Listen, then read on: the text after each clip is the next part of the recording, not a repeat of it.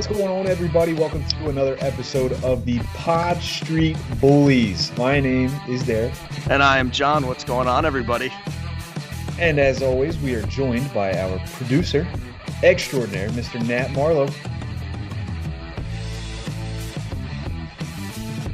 Doing just wonderful, man. Just wonderful.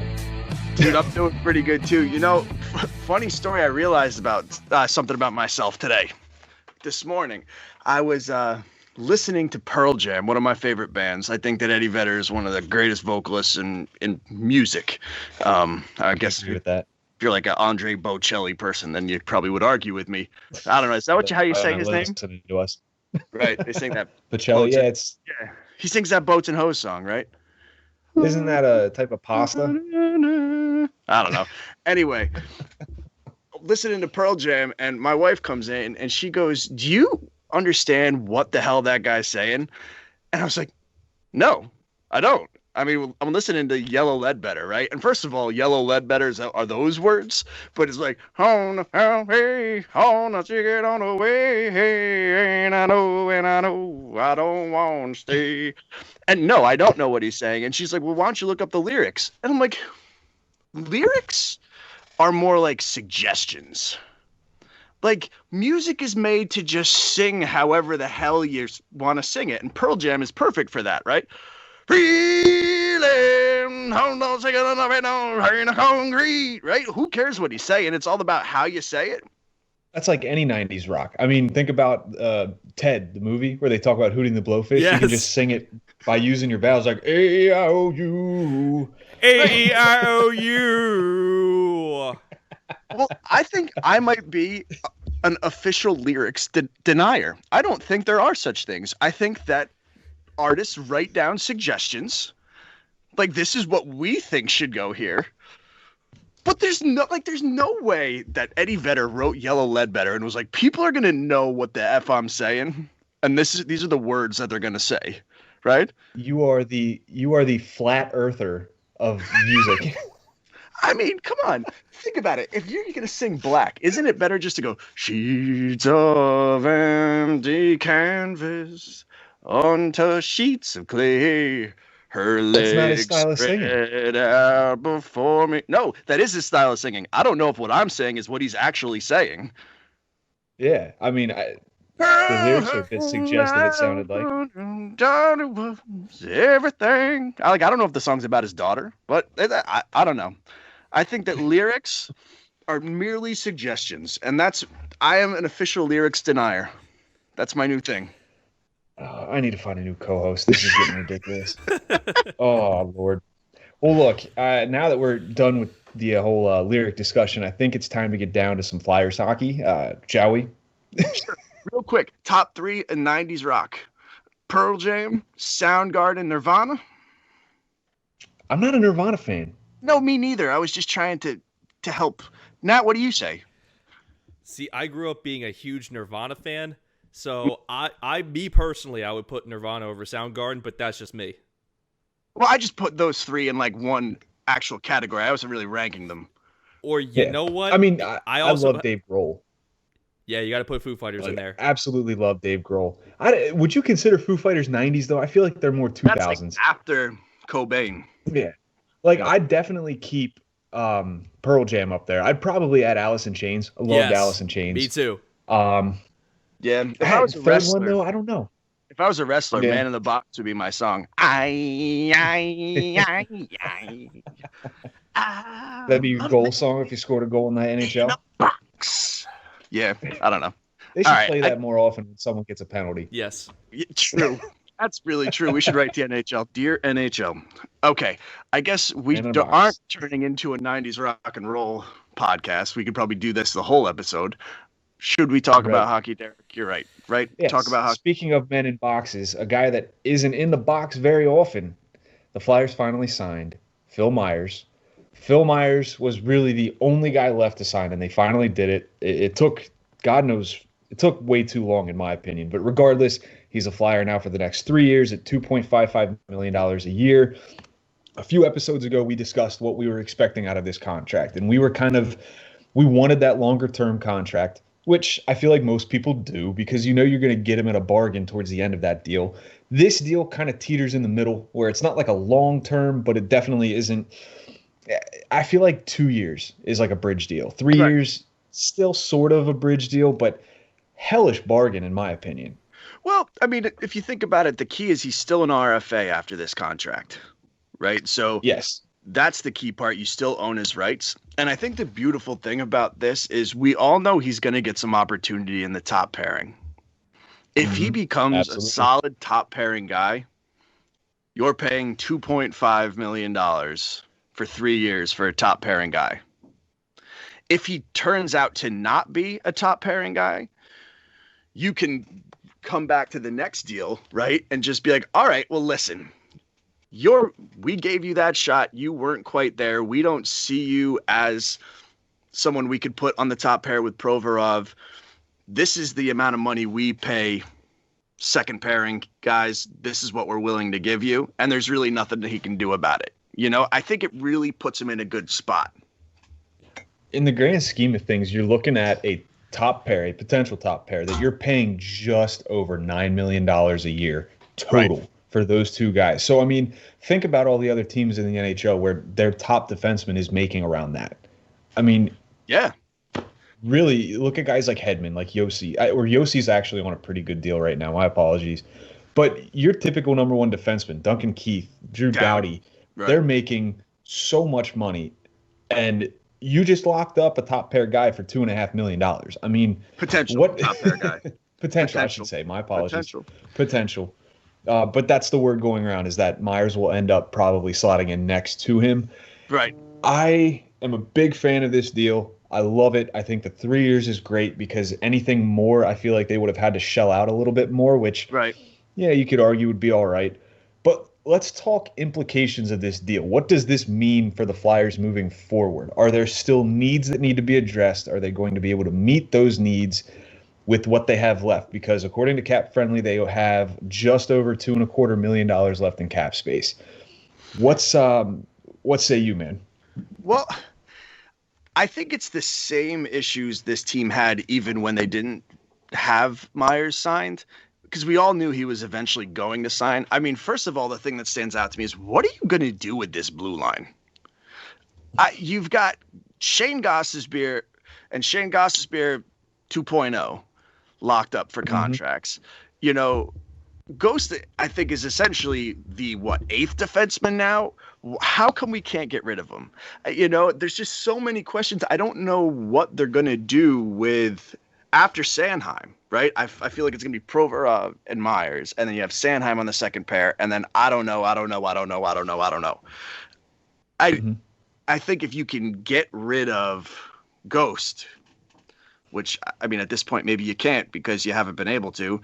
If you can get rid of Ghost, there's less options. There's fewer questions because there's less options. And now you also have a little bit more money to go and get the guy that I want. Nat, who is it?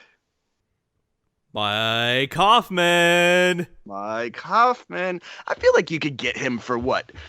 $3 for the year with $3 million? He doesn't have a job yet, man.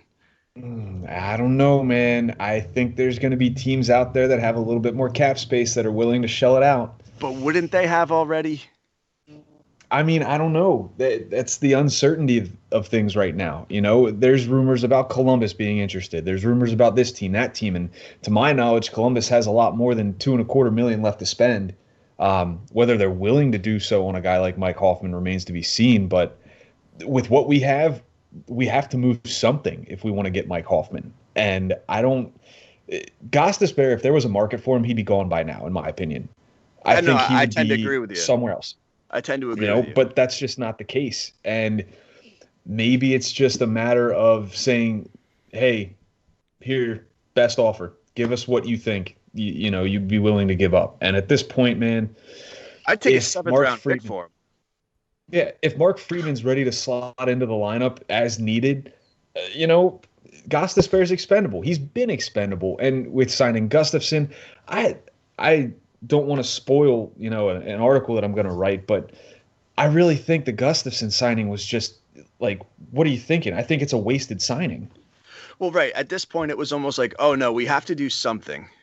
We'll definitely get rid of Gostisbehere. Let's sign him. It was a panic signing. Yeah, there's in my no opinion. way they signed Gustafsson thinking that they would still have Gostisbehere on the roster. There's no way. Mm-hmm. I mean, if that's really the case, then Chuck, we need to have a talk. They're like the same player. I don't know. Yeah. Yes and no. I mean, okay, just semantics. I'm not going to get into it, obviously, but you know what I mean. Right. The whole Gustafsson signing, we could go down that rabbit hole and talk for hours. But, right. With Myers under contract now, we have our defense. We just need to kind of figure out who's going to where. And your projected pairings, we kind of all know what they are, at least the top pairing. And then that's where things get murky. I think a lot of people have Myers with Provorov. Sanheim's your second pair guy. I've heard people say they want Braun on the second pair with Sanheim. Personally, not a fan. I'd rather keep him and Haig together. So you're looking at Gostisbehere with Sanheim or Gustafsson with Sanheim. You almost have to put Gustafsson with him because why else would you have signed him? I mean, to me, that's the way they go. I truly don't see Gostisbehere becoming a factor on this team as far as like playing unless there's an injury. I truly just don't see it. I feel like that ship has sailed, regardless if he's on the roster or not. Yeah. What about you, Nat? What are you thinking about all this? Boy, do I have a lot of thoughts on this. I'm happy when it comes to Phil Myers. I'm happy you're not paying Erik Karlsson money for him. So that's obviously a plus right there. You still have some cap space left over, which is always a good thing. But here's a bit of a conundrum you run into with the Flyers. What was their biggest problem in the NHL bubble when it came to facing Montreal and the New York Islanders? Physicality. And goal scoring. They got outworked. Well, and goal scoring, yeah, but they got outworked. They did. I mean, absolutely. And they got outworked, and goal scoring was another huge factor in that. And I think along with the physicality, I think if you lose guys, like Tyler Pitlick, and you lose guys like Matt Niskanen, and you bolster the defense up without bolstering your forward lines, then to me, you almost have to bank on defense winning you games and your defenders contributing on both ends of the ice. I think that's what they're banking on, and that really has me concerned because Mike Hoffman is not going to come here for $2 million a year, and he's the best goal scorer on the free agency market. He's pretty much the only pure goal scorer on the free agency market right now. So I have a lot of concerns when it comes to the Flyers next year. I don't necessarily think they're going to find that same magic that they had this past season. But really quick, he's also not coming here to play defense either. Yeah. Mike Hoffman is. Nope. But really quick, that's why we have defensemen. I have two quick points, and the first one has to do with Hoffman. I'm sorry, but I truly think that every team that's approaching Mike Hoffman is going, listen, short on cash, we can give you a 1-year deal. I'm going to give you a number, $3 million. We'll see how it goes. Hopefully things financially will be a little bit better. If not, you're free and clear to go somewhere else. I feel like wherever he signs, he is going to have a 1-year deal making less than he should. So whether the Flyers can afford it, I think that some team is going to get him for a bargain at this point. And I think that's the case with anybody who signs right now. And to go on your second point, Nat, I don't know if it was your second point. It's my second point, I guess. To go up one of your points, Nat, when you were saying, like, the team there were pieces left, but we didn't really bring anything in. I'm with you. I'm a little nervous about that, too, because we are counting too much on internal answers, and they're either uncertain or unproven. Like, the fourth line guys from last year, are we counting on them to now have a bigger role? Or are we going to bank on people like Tanner Lashinsky to be a quality fourth line player? I feel like Flyer fans are so used to questions. We have questions about the roster, and then they're addressed in the offseason, whether they're moves that we agree with or not. I feel like they are addressed through external measures in the offseason. And this year it's more of okay, we're just going to stick with what we have and kind of see what we have with it. But is standing pat the best idea? Because like you said, we got outworked by the Islanders. You know, you could tell we were not able to match the physicality. Right. The defense kind of floundered a bit, and the goal scoring just wasn't there. So I mean, if Andy Green scores on you, that's a problem. Something. Right. Yeah. You know, I mean, he scored the first goal of the series, and I was like, this is it. Like, this is going to be something else. But getting a guy like Mike Hoffman obviously helps that. Last season for Hoffman was his best season. Yeah. He had 59 points, I believe. He would have been the second. He would have been tied with Couturier for second in scoring on the Flyers last year. Right. So, yeah, like I'm a fan. Like, I've been converted a bit. Like, I'd love to bring Mike Hoffman in. It's just a matter of me thinking, I don't think the Flyers are going to have the money to do so because another team's going to offer up more. Now, really quick, and I know we're kind of segueing here, but this is a really good conversation. Is Mike Hoffman more of a need, or is somebody along the lines of like a Matt Martin more of a need at this point? Somebody who can give you a little rough and rumble when you need it. That's a good question. Especially considering that we are strapped for money. You know, I want Mike Hoffman. I think that we need goal scoring, but I'm almost thinking maybe we need something a little bit more affordable like a Matt Martin.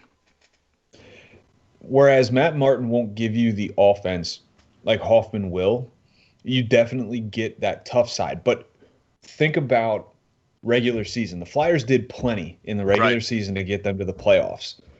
So, you know, they don't really need help in that way. And the physicality doesn't help a ton in the regular season. Right. It's when playoffs come around. And then if you're signing Matt Martin, you're kind of banking on making the playoffs so that you have a guy that can be your tough guy, can still play some minutes and can still get out there and, you know, take care of business. But a guy like Mike Hoffman, man, if you are lacking scoring and you get to the playoffs and you need scoring, you know, I'm not familiar with his stats come playoff time or if he's ever been a part of the playoffs.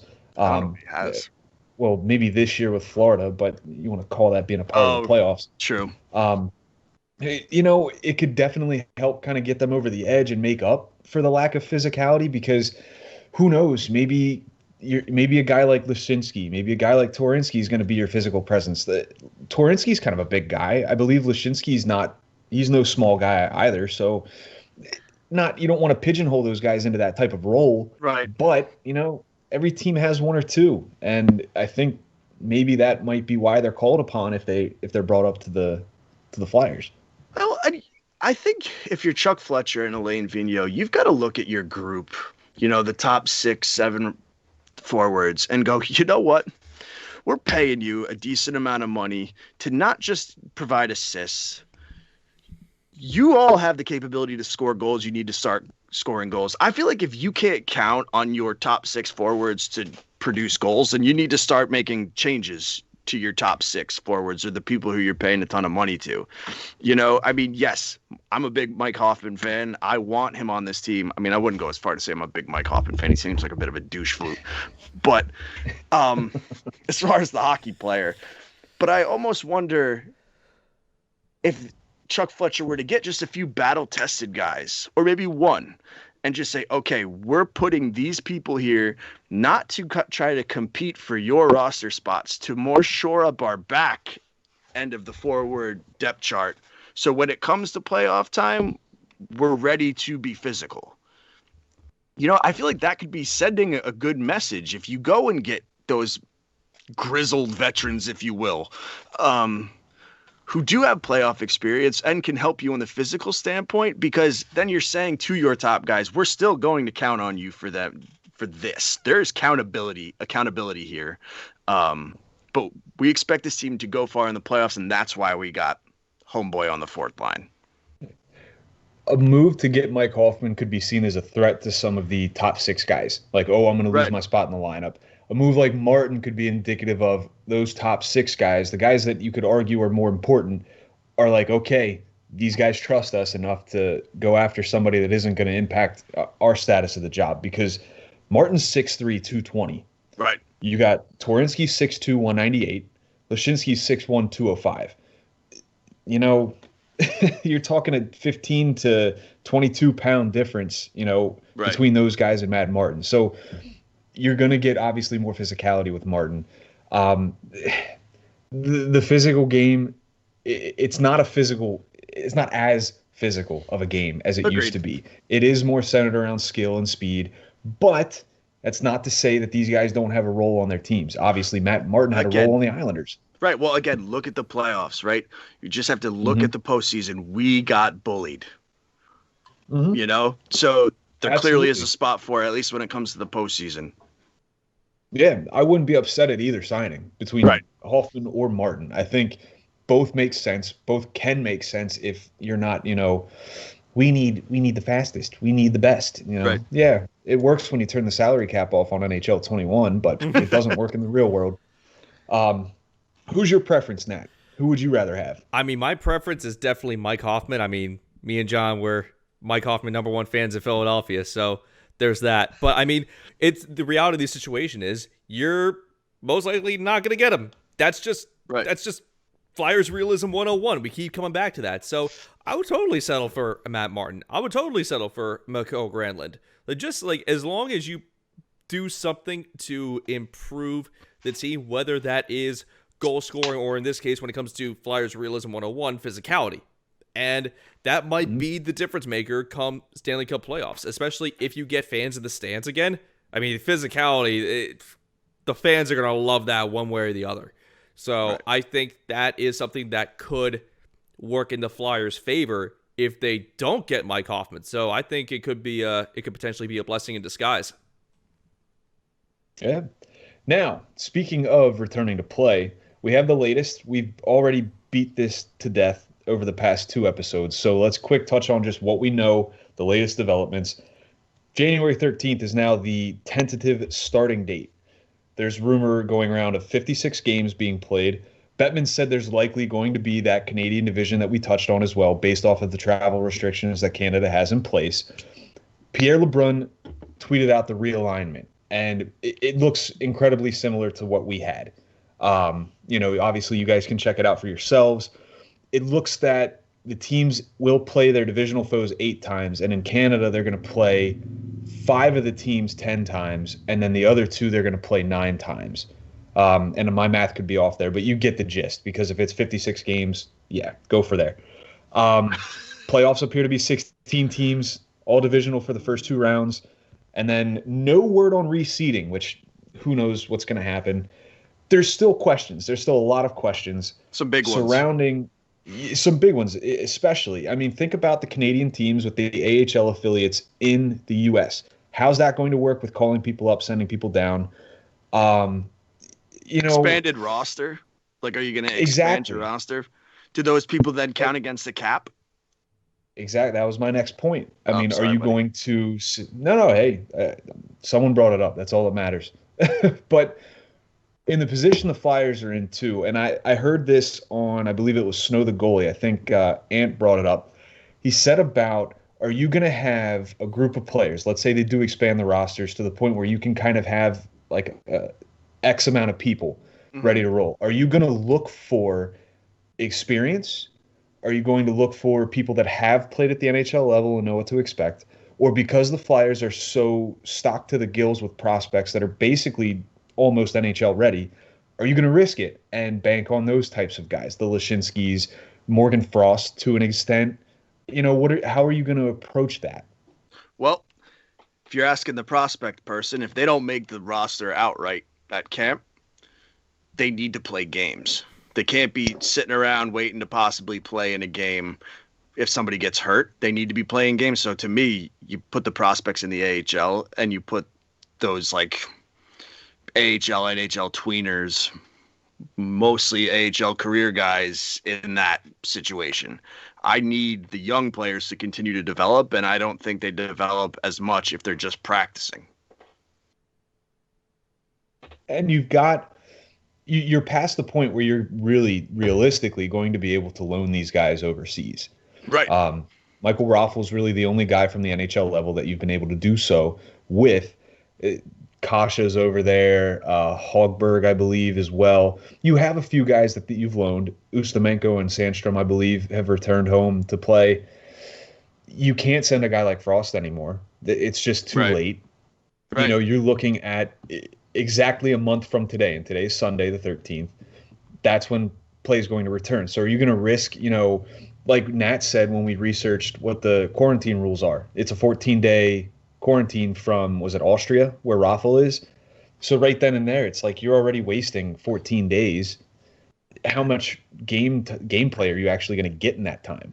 Honestly, too, I mean, if you look at the people who are still there, I think they should just stay there.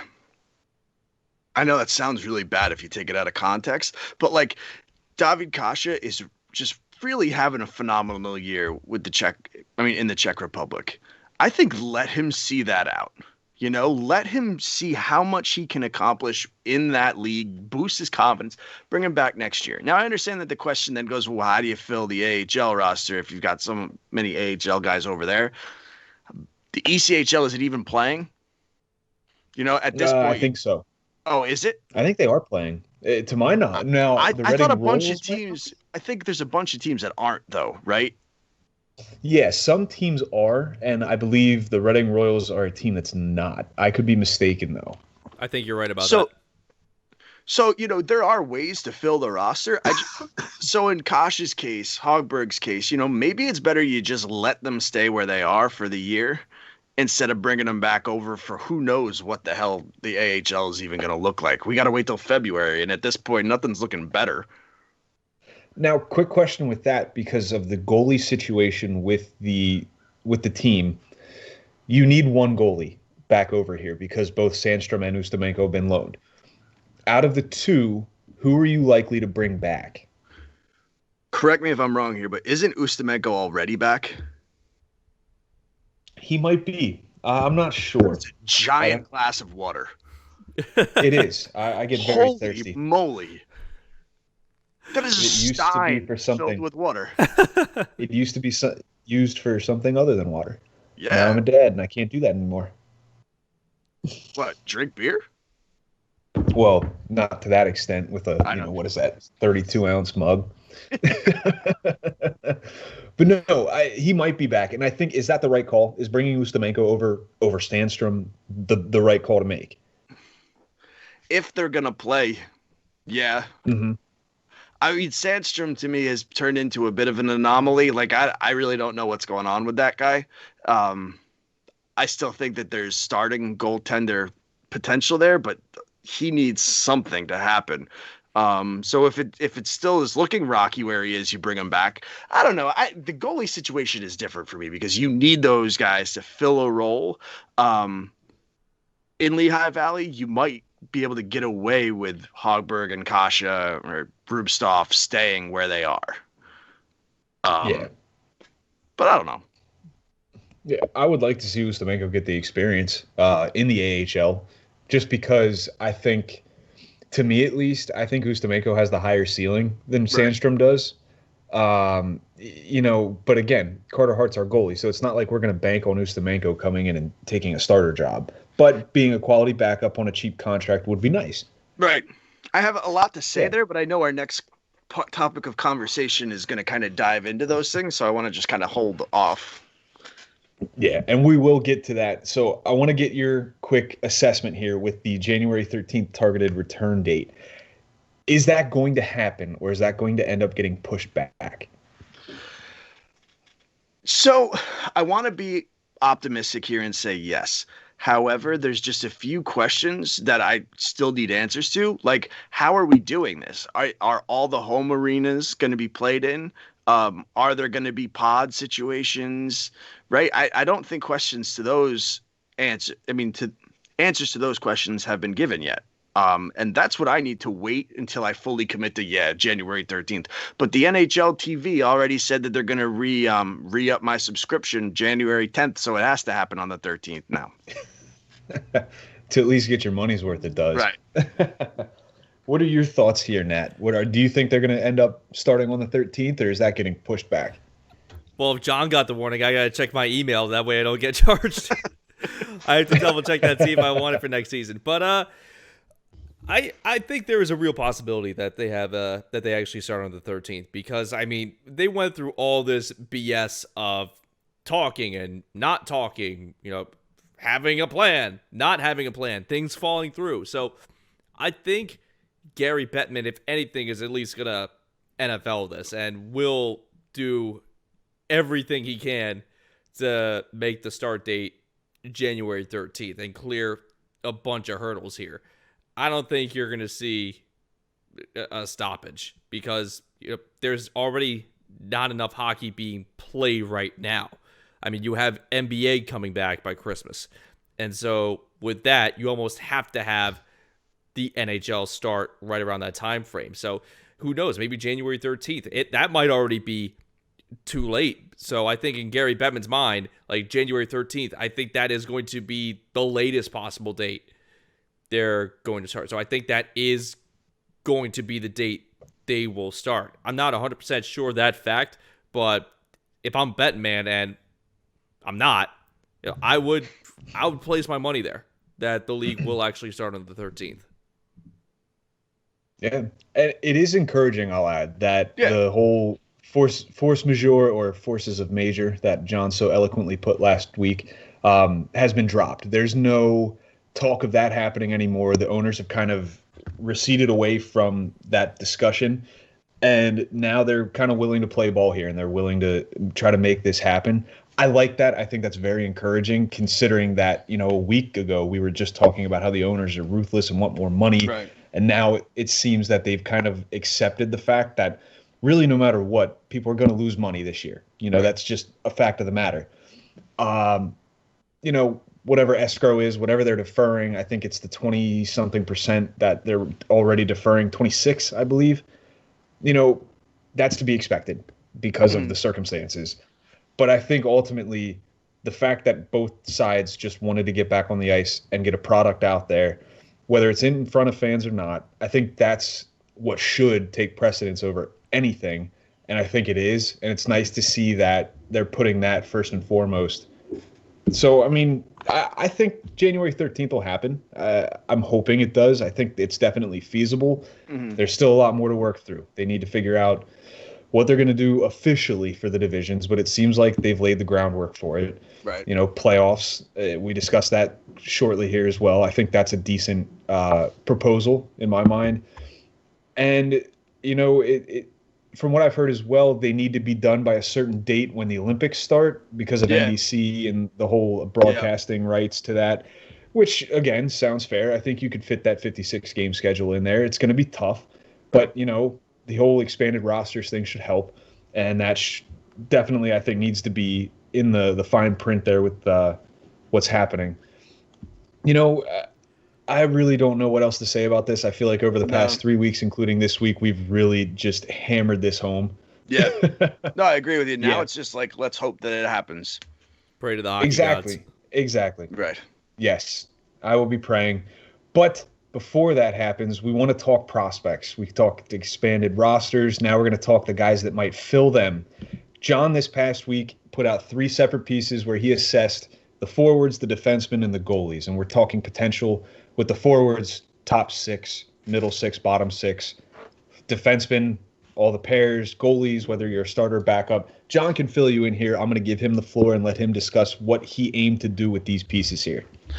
So, now that we've kind of expanded and become podstreetbullies.com, I've been really trying to put a lot of thought into how do we want the prospect coverage for our site to go.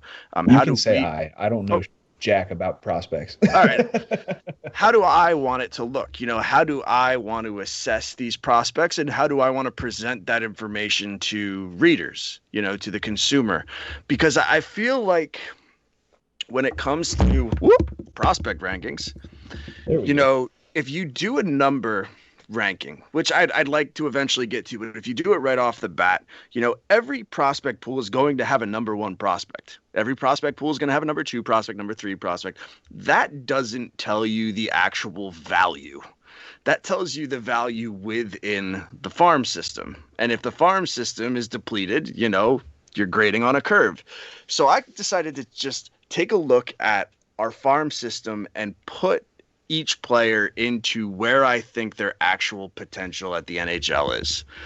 There was a lot that went into kind of making that determination. There was, skill set, right? Whether they're a playmaker who is creative and has great vision, that's going to put you in one place. But if you're just like, you're mainly defensive, but every once in a while you get a shot, and it goes in, that's not necessarily going to translate to a top 6 role.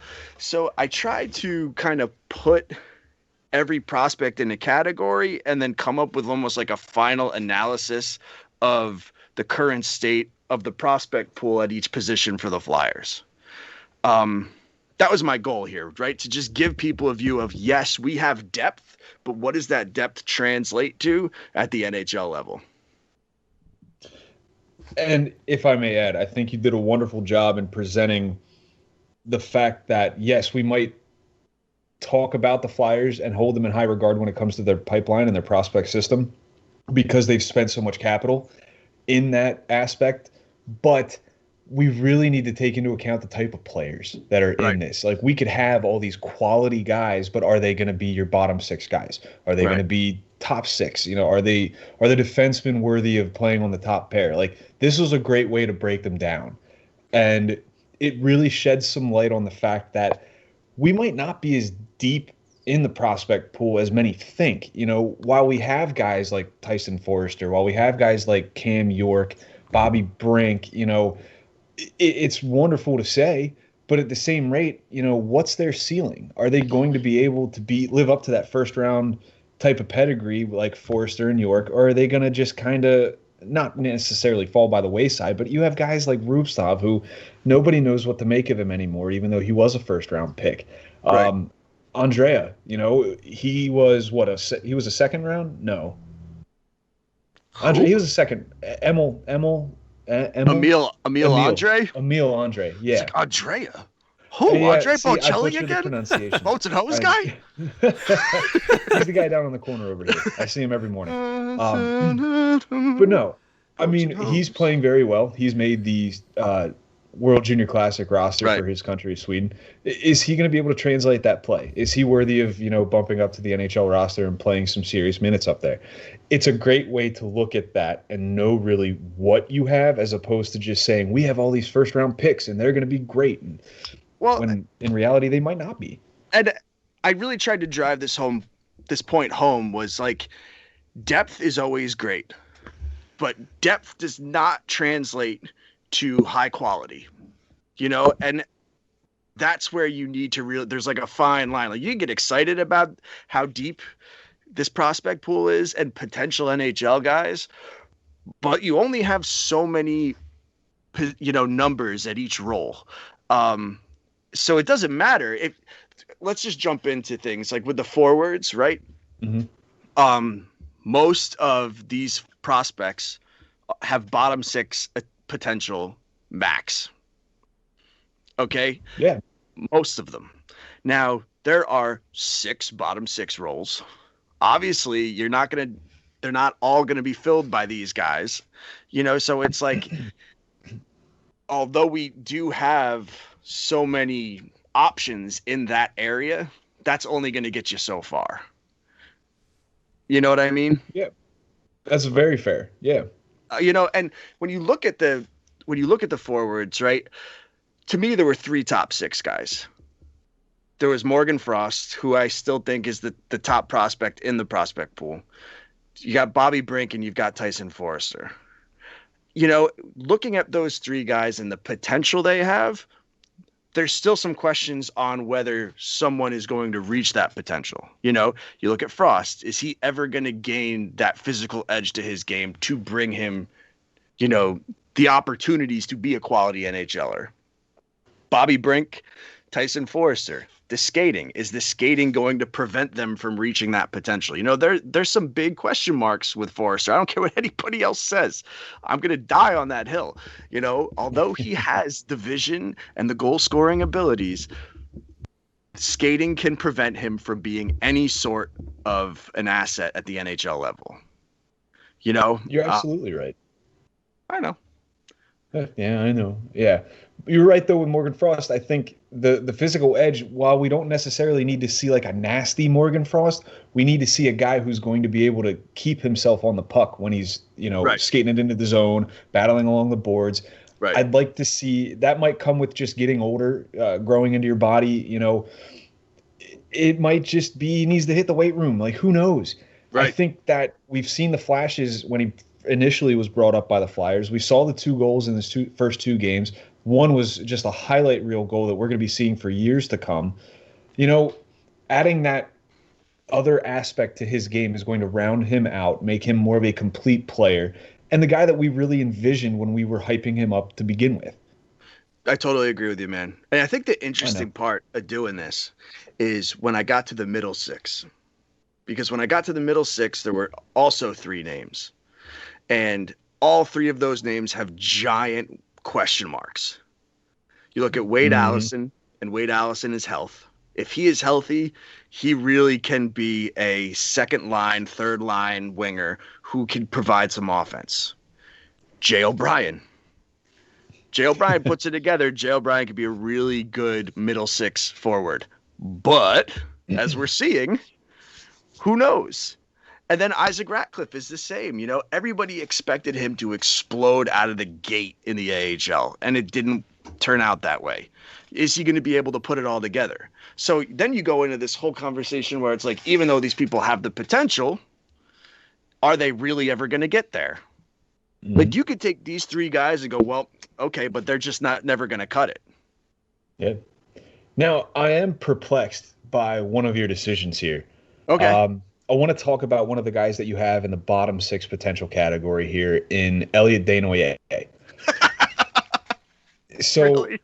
you're telling me that the second coming of Wayne Gretzky only has bottom 6 potential? Yes, I'm sorry, Derek. Oh, you just blew my mind. Like, how am I supposed to stay so, rainbows and unicorns and butterflies and sunshine if you're telling me that our hottest prospect only has bottom 6 potential? Well, the Q, they stopped playing, so he's not the hottest prospect anymore. They're Well, he uh, was. right. I thought you were going to be serious, and I thought you were going to ask me a question about Rubtsov because I think Uh, no, because I agree. because people will go, but he's a first round pick. You know, So what? at this point, he is continued to ask. I mean, he's asked to kind of amp up his offensive game, and he's just never getting there. And to me, it's like, if he's never getting there, guess what, boys and girls? That just means he doesn't have it. He missed the bus. Right. And that's fine. It sucks that we wasted a first round pick on him. And I mean, that could be a conversation for a different day. But he's a fourth liner to me if he makes it at this point. I don't see much of a ceiling or an opportunity. I think Fletcher's just like, all right, whatever with this guy. Hmm. You keep in mind too that a lot of these guys are guys that Fletcher didn't draft himself, so Right. his scouting report isn't going to be as extensive as Hextall's was, of Right. course. Um, but your point on Rustov, first round busts happen. Look at guys like Rick DiPietro. Yeah, Right. I mean, those types of things happen, and it's a shame. Yes, Sam Morin was a first round pick, and he's still battling to try to stay relevant within the Flyers franchise. You Right. know, I can't disagree with your placement of him there.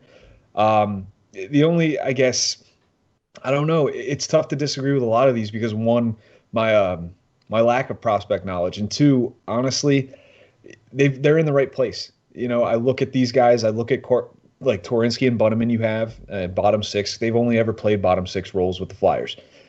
That's appropriate to me. Right. Lashinsky, Kasha. Lashinsky, maybe I'd put middle 6, maybe.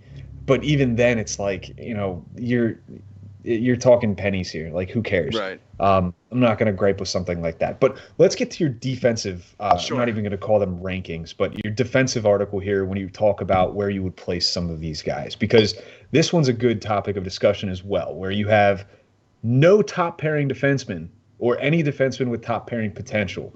So explain your train of thought there.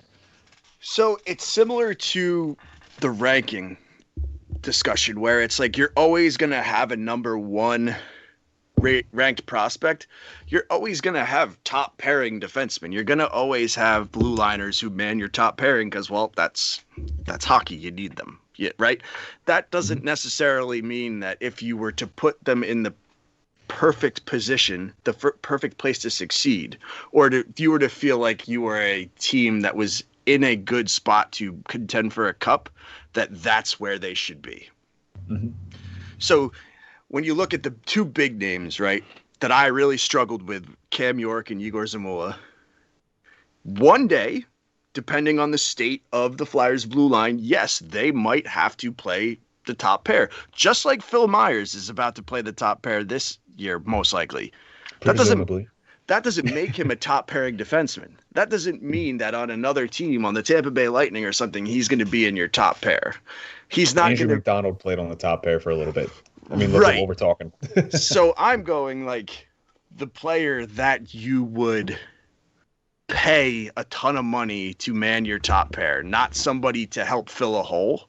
A perennial type player that you know is capable and warrants playing on the top line.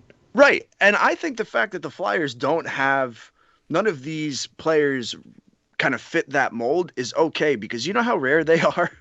There's a reason why the Victor Hedmans of the world make the money they do. Yep. You know, so typically your top pair is filled with a more top four middle pair guy. And I really think that that's where you need to put Cam York and Zamula. And I tried to make it clear that in the piece that maybe they can take it to the next level and one day kind of jump up to that next category. But for me right now, I just haven't seen enough. Yeah. And this very well could be the season that Cam York shows he's worthy of being put into your top pairing category here. Yeah. But, you know, the season's young. I think the thing that kind of stood out when it came to York was more like, I want a little bit more creativity to his game. I need something a little bit more dynamic to his game to put him into that top area. So what's your take on this, Nat? I know you've seen this. Do you agree with where John's placed all these guys? I do, because I'm going to attribute what I'm about to say to my coworker, Tyler Zulli. He will always say that I will always value proven over prospect. And especially when it comes to trade market and trade value, trade your prospects to get something proven in return. Doesn't always work 100% of the time, but I think that's a good mindset to go into when it comes to evaluating your prospects, because it wasn't so much this year, but remember in the years coming, especially during the Ron Hextall and Dave Haxtell era, remember how we would always hear the Flyers would have the best prospects in the NHL. The Flyers had the best farm system. The Flyers are going to be contenders in the next couple years because of their prospect pool. Well, what exactly have the prospects themselves done for the actual Flyers? When it comes to prospects within the system and then growing into NHL talent, very, very few prospects turn into, at least when it comes to the Flyers in recent years, very few of those prospects have become NHL guys that you can rely on every single night, and they'll bring some sort of game-changing element to the Flyers each and every night. I look at Scott Laughton as an example of that. I look at Oscar Lindblom. Oscar Lindblom was probably the best prospect that the Flyers had, who turned into a real NHL stud. And with your prospect rankings, John, I don't think that we can overvalue our prospects. I think it's a foolish thing to do, especially when it comes to the second coming of Wayne Gretzky, Elliot Desnoyers. So, yeah, because Wayne Gretzky, let's be real, like he wouldn't would he put up the same numbers nowadays that he would in the 1980s? I don't know. But, yeah. Wayne Gretzky would have asked for Desnoyers' autograph. That's all I have to say about that. These are facts. But Nat, really quick, though, just I don't want to kind of correct what you're saying, but Travis Konechny was a prospect, and Ivan Provorov was a prospect. You know, I mean, so you got to keep him. Carter Hart was a prospect. Sanheim, Myers. So we do have some decent people up on the roster. But right? I was mainly talking about guys who were in the prospect pool for a longer period of time. Okay, all right. That's what I meant. Fair So enough. you're right. It's just from I should have stated that more clearly. So you're right. You're right there as well. Of course. See, all we do here is pad John's ego. You're right, John. You're right. Yeah. If we were talking about like Flyers stuff, I'd hear that more often. But because we have to talk prospects. Well, yeah. Anyways. I demand airtime. Yes, this is John's way of demanding airtime. But we want to get to your goalie piece too, unless you have something to add here real quick. Well, the one, again, I guess the one that I could see people kind of being like, oh, what?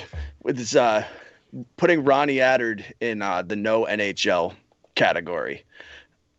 I just don't think he's going to be able to put it all together. You know, I know we used a third round pick on him, but I just seriously don't think he has what it takes. He had a phenomenal season, his draft year in the USHL, which is great, you know. But again, USHL, is that going to translate? We don't know. And, you know, from what you've seen, everything that you've watched of his, everything you've observed, that's your opinion on the matter. And I just you think know, it's more. No, go ahead. Go ahead. Finish your thought. It's a hell of a lot more educated than me. Well, I just think when you're watching these guys and it's anybody, think about what you see at the NHL level, and do these players possess a similar skill set or play a certain way that would translate to the NHL? And Ronnie Attard just doesn't. Yeah, nothing wrong with that. I mean, you know, it happens. Those types of things happen. So, goalies. Yep. We're going to talk goalies in terms of starters, backups, and AHL or elsewhere. So you had 3 goaltenders in your NHL starter category, and I'd like you to explain all of them because I do have a problem with one of them. Okay. So Samuel Ersson, Felix Sandstrom, and Kirill Domingo. And I think the one that you have a problem with is Sandstrom. I might be wrong here. Yep. Okay, so Samuel Ersson to me is just a goaltender that we really lucked out at drafting when we did in the 5th round. If you look, you know, right now he's having a bit of a down year. I believe that he is with a really crappy team where he is. And I just think that what he's able to do in the crease will translate well. I do think it's going to take some time. He'll probably need 2 years in the AHL to kind of switch over to the North American game. But I think that potential's there. When it comes to Felix Sandstrom, last year was really tough. But before last year, we were all pretty high on Sandstrom. You know, look at where he was drafted. Okay, look at the success that he had. I'm not willing to take one bad season and have it define someone. When you think about, okay, you come over to to North America, then we demote you to the coast, which is like a lot different than the AHL or the NHL. And I just think that he had a rough year. And I don't think you can define a player off of one bad year.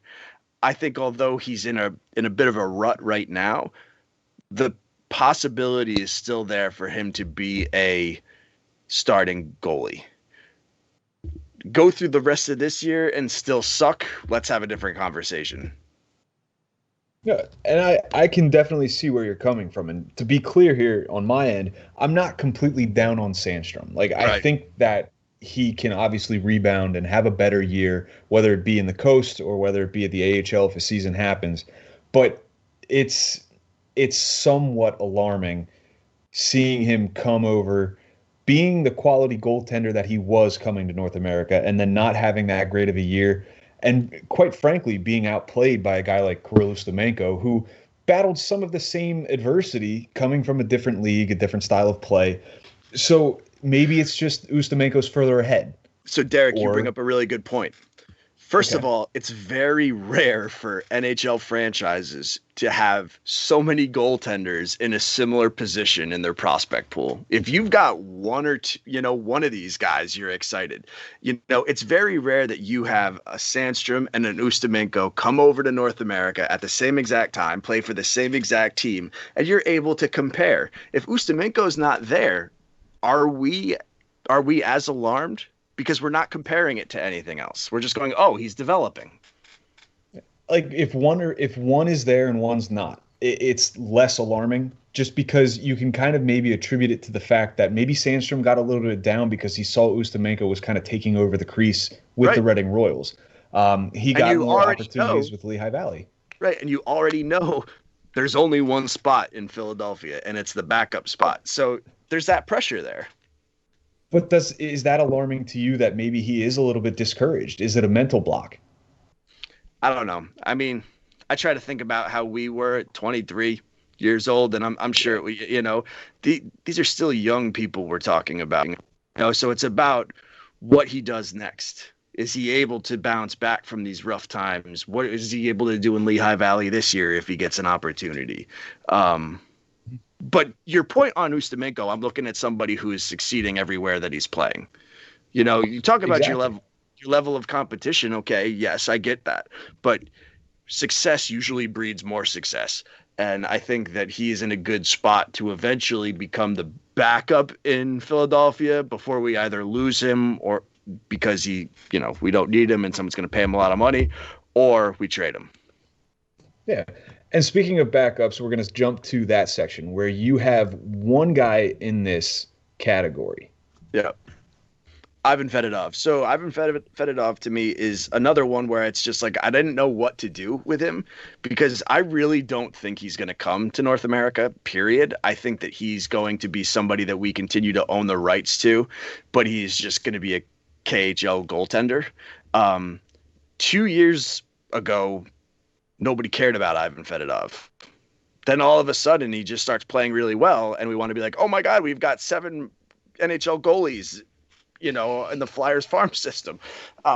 So one, we had 8 last year. So one, can he maintain it? And 2, if he's not going to come over here, then what does it matter? So I've just felt like the backup role was the easiest place to put him because I don't really think he's going to be coming here. But if he did, I think he could be a decent enough backup. Yeah. In reality, none of these guys are going to be starting in net for the Flyers, obviously, because we have Carter Hart. But having guys that are capable of being starters is a luxury, a luxury that a lot of teams would want. Fedotov, you're right. I think, it's a lot harder to bring players over from Russia than it is, from Sweden, Finland, from Europe, any type of European country. And that's just look at Valery Vasilyev, the defenseman that we drafted, Lord knows how long ago, still playing over in Russia. He's not coming over here. And whether he's a big guy, it'd be nice to have somebody that big on the blue line. But, it's his call. Right. And you also don't know. I mean, again, we own their rights for life. That's just the way it works with the KHL and the NHL. You don't even know if these people consider themselves Flyers prospects. Like, they just be like, I don't know, I play for such and such team in the KHL. Yep. Because that's and real quick. Go ahead. You're right.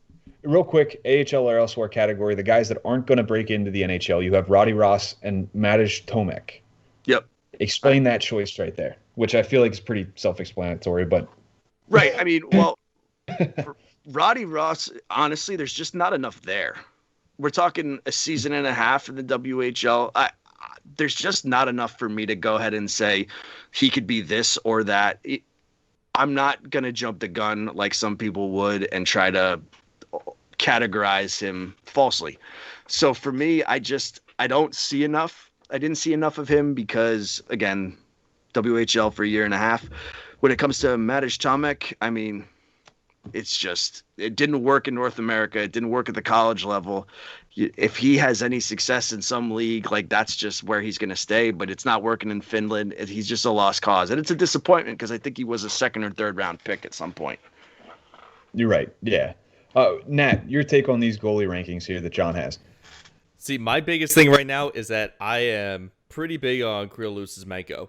I'm not so concerned about him progressing faster than Felix Sandstrom or him overtaking Sandstrom or Sandstrom falling off or whatever. Because I think Sandstrom can come back because we've seen him have like some sort of success already. And Ustimenko, I mean, he has progressed really well. And for someone who's gone through the same amount of adversity and challenges that Felix Sandstrom has, I mean, because before I would have placed Sandstrom over Usymenko. That was a year ago. Nowadays, like, wow, like Usymenko has come a long way, and he's showing me that he's showing me that he does have the ability to progress even further. So, if anything, John, like, seeing that makes me more excited to see where his career can go. Yeah, no, I agree with you. I mean, again, I do think that, the ceiling is pretty high for him. I mean, I wouldn't go ahead and say a dominant, starter in the NHL, Right. but who knows? Who knows at this point? You never know. I mean, and it might not happen until he's 30. Yeah. All right, John. We talked about this before the show. Yep. Are you ready to pop off, man? Always ready to pop off. I'm always down for a good popping off. All right. All right, brother. Nat, do you have the timer handy? 5 minutes is on the clock. And go. Lightning crashes. Lightning crashes and no mother dies. Oh, you didn't want me to sing it? No, I did not. I think it's one of the most beautiful songs ever written. I think you listen to it lyrically, like what it's talking about. And it's catchy. Oh, my feeling coming back again. Again, I don't really know what the words are, but at least for what I've interpreted, it's a pretty beautiful song. I think it's one of the best songs in the 90s. Hands down. Fun fact, that band is from the city that I grew up in. They're also a very underrated band just in general, by the way. Agreed. I met the bass player. Anyways, next one. I did. Very nice guy.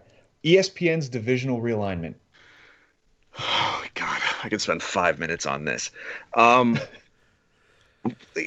don't know how you are a company that has as much money and resources as you do, and you make a mistake like this.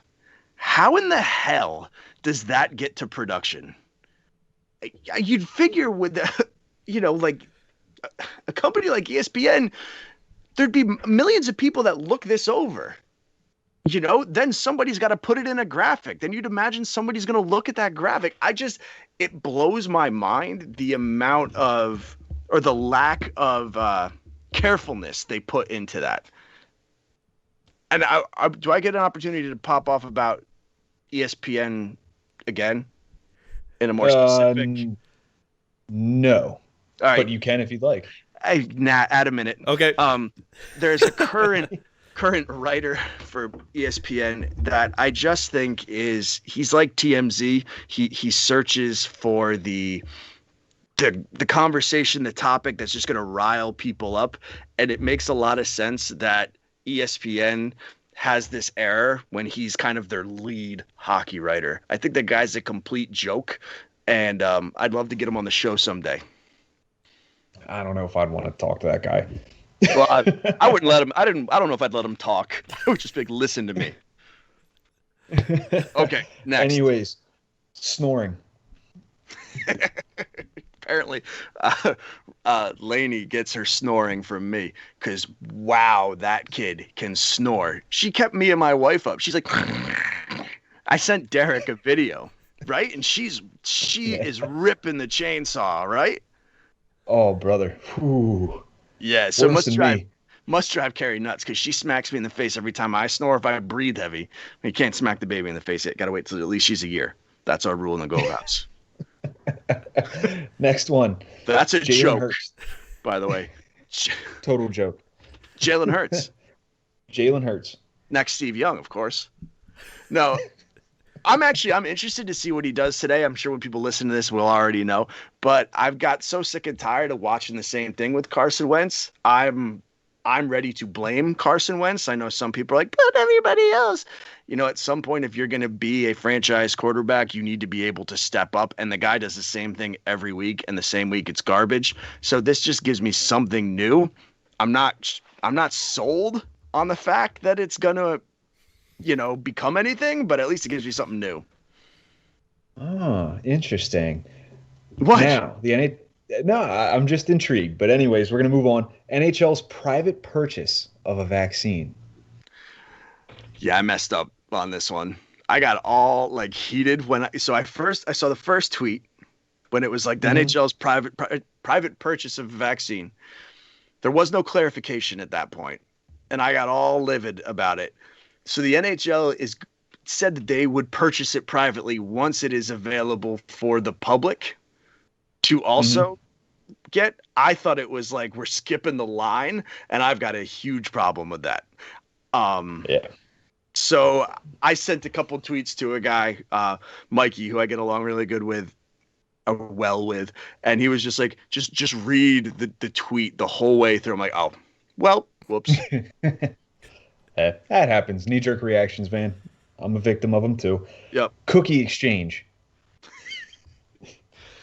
Cookie exchanges are one of the reasons I feel grateful for a family that hates me. Because it means that I never have to participate in one. What in the hell is a cookie exchange, man? I can't think of it being anything that I would enjoy at all. Baking a bunch of cookies. Everybody bakes cookies. Hey, look at my Frosties. Oh, look, I made Rudolph's. Oh, this is fantastic.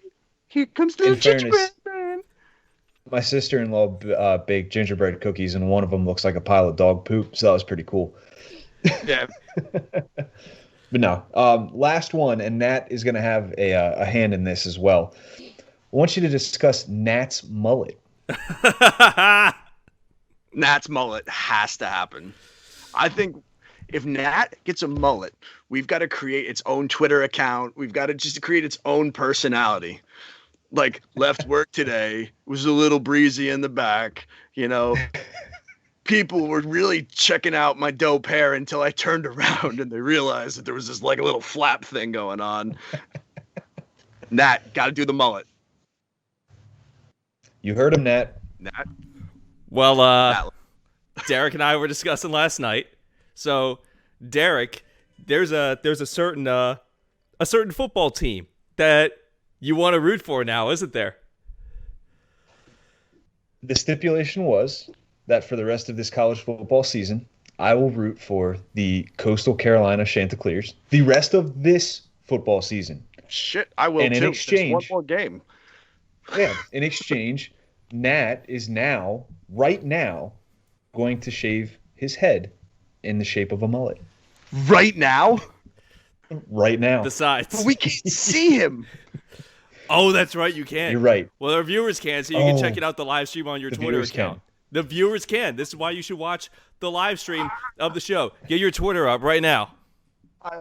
Twitter's coming up. I'm looking at it now. Let's do this. My roommate's gonna come home and say, "Why the hell do you have hair all over the floor?" Long story. All right, brother. All right, you guys have it up? Yes, let's do this. Got it up. All right, here we go. Like the razor's here.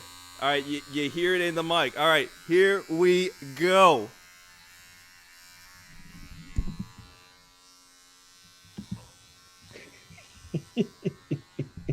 Oh my god.